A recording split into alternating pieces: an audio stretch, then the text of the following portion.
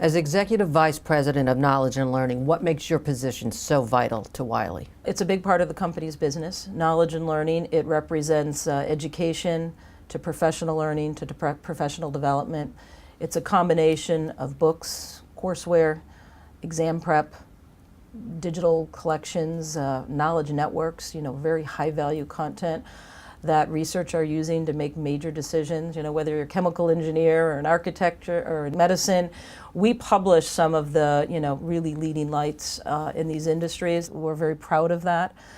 But it's also a time of change, and where, again, the models are changing so quickly, and the way customers consume content is changing quickly. So it's important for us to really be there, partnering with all of these, whether they're authors, they're customers, vendors that we may be working with. So my role is really to lead the organizations during this time of change, making sure we're doing what the customer wants, so that we're not moving too far ahead and building something or creating something that's out of line. And also creating a culture where people feel they can succeed. There's room to grow. As publishing changes, or people feel, oh, I have to have particular skill set and I can't move forward if I don't have that. It's my responsibility and the responsibility of the leadership team I work with to encourage colleagues to learn new skills.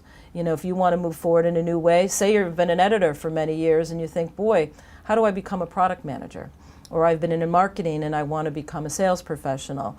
Or I sit in the editorial group and I want to move into the technology team. What are the skills I need to learn? So that's very exciting, and I take a lot of pride in leading this organization forward, especially during this time of change. Now, do you feel uncomfortable disconnecting from technology because everything is just so, it is 24/7? How do you feel about that? Yeah, it is 24/7.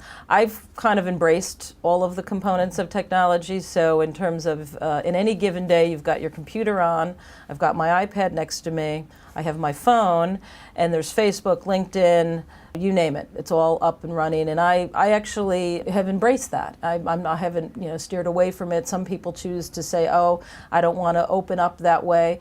I actually believe it's a great way to communicate in terms of having access. There's a balance. There's a balance. There's time you need to shut down, and you need to be more thoughtful, and you need to read longer form content to learn, in terms of what you're trying, the knowledge you're trying to gain. So it's finding a balance in terms of utilizing the technology, but also staying on top of the technology.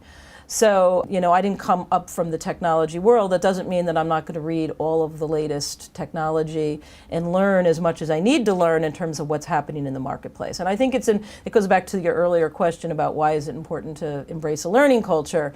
Because if you're not learning, you're not going to see the opportunity, because things are going to continue to change.